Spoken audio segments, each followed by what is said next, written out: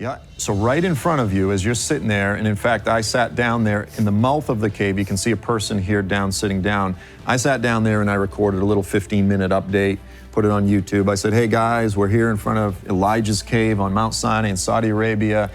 And right behind me, you can see the altar that we believe is the golden calf altar. And then as you said, you're gonna take us there, right? We're gonna go there. Okay.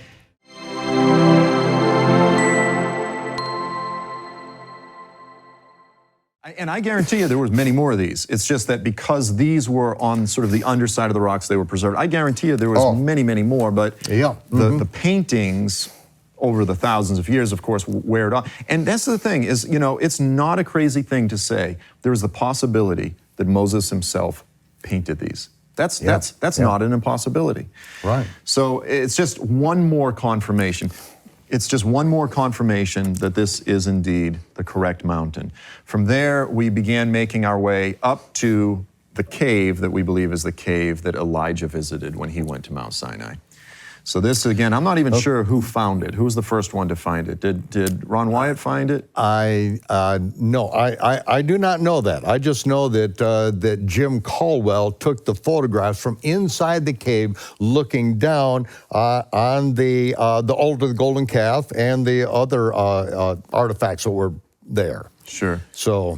So we made our way up there. Now, what we had was we did have a GPS unit. Okay, now this, again, even up to Elijah's cave, that's gonna take us a while, is it not? It took us a total of 6 hours to get up there. Okay. Now, that's kind of a bad testament to us, but essentially, this GPS told us that we were real close. What it didn't tell us is that we were 500 meters longitude, latitude, but we had to go up the mountain. So we kept circling around the mountain and we were perpetually 500 meters away. Well, 500 meters away, an hour later, it was 500 meters away. Finally, we looked up and saw it. So once we got to the eastern side, we looked up and there it is, and it's a very prominent cave. So looking up, here's a picture of it. I've blacked out a couple of my friend's face. So you can see it. It's a pretty decent sized cave. And you can see it again, it's facing east. It's facing east, and then I've got another shot here from the inside. And the cave is about 20 feet deep. So when you read the account, the biblical account, Elijah goes and he stays in the cave. And the floor of the cave is smooth sand. So it's a little bit sloped, but you can easily see how someone could stay and spend the night and spend some time in the cave. You could easily take a nap, but it's still a pretty good hike up there. You can see how high we are there.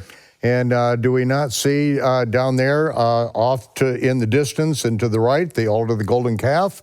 Yeah, so right in front of you as you're sitting there, and in fact, I sat down there in the mouth of the cave. You can see a person here down, sitting down. I sat down there and I recorded a little 15-minute update, put it on YouTube. I said, hey guys, we're here in front of Elijah's cave on Mount Sinai in Saudi Arabia. And right behind me, you can see the altar that we believe is the golden calf altar. And then as you said, you're going to take us there, right? We're going to go there. Okay. And then as you look down, you're essentially looking right down on top of another altar that we believe is the earthen altar that Moses made out of it's uncut stone. And this is where he would have been sacrificing animals, right at the base of the mountain, exactly as the scriptures describe.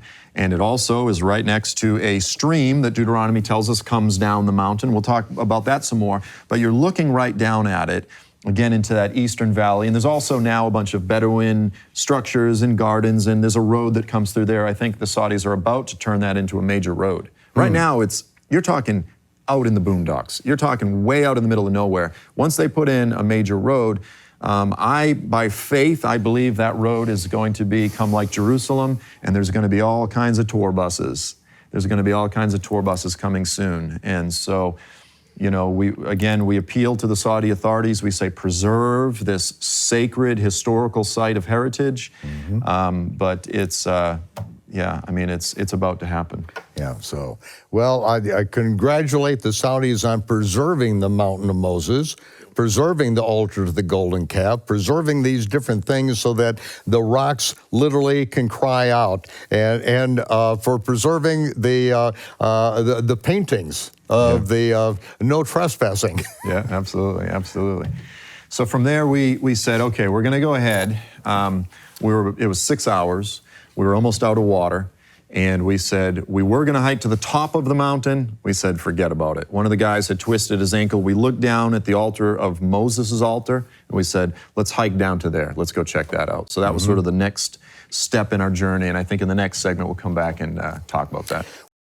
During these 2 minutes, while you were busy donating to keep this message going out around the world, Joel showed me, leaf through hundreds and hundreds of pictures that he has that we can't even get out right now. But we are going to have Joel here for a few episodes to take us to Mount Sinai and to show you some of the treasures. But I'll tell you, ladies and gentlemen, there are so many things that are going to be coming out in the future. Joel, tell us about what you found at Mount Sinai. All right.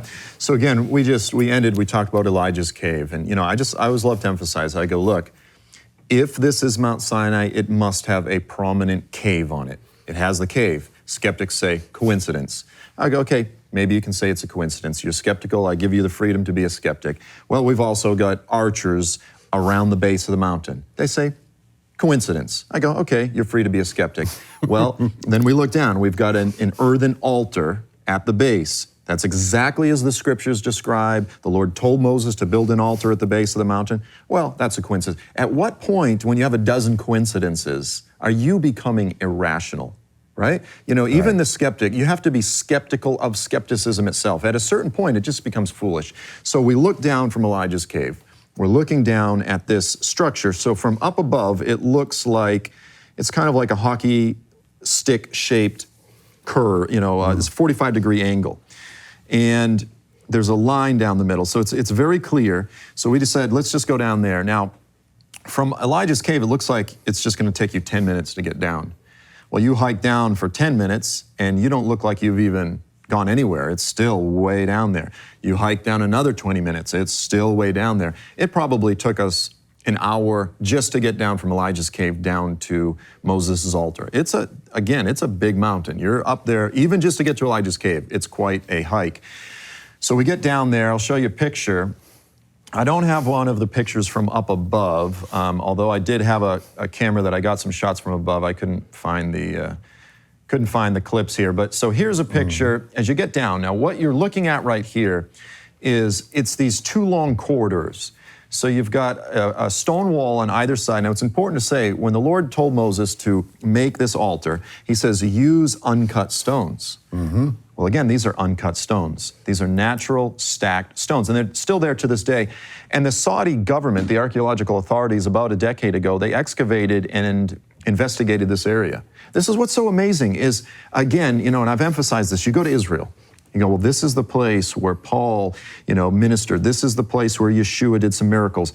And it's powerful. It's powerful for anybody who has not been to Israel. You go there the first time. It's a powerful spiritual experience. But for the most part, everything's 30 feet underground. Right. And what we have are church traditions there. We don't have the actual spot where Jesus had his first falafel sandwich at the Church of the Holy Pita. This is the kind of stuff that goes on there. They will actually move archaeological sites, so to speak, because they know they can't get any buses to that area. And so they'll move it to another area so that they can build a gift shop there. But here, there's no reason to build a gift shop out here. Here we have the real thing.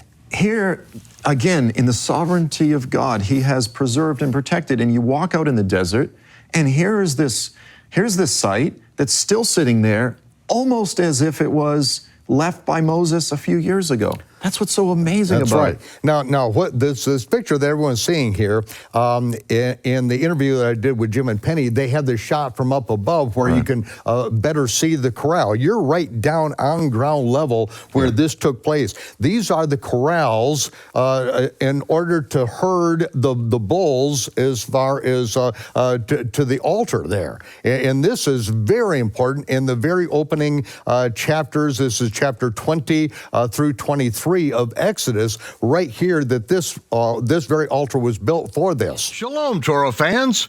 Give this video a thumbs up and share it with a friend. Tap the subscription button and the bell icon. And I promise to update weekly with in-depth biblical research.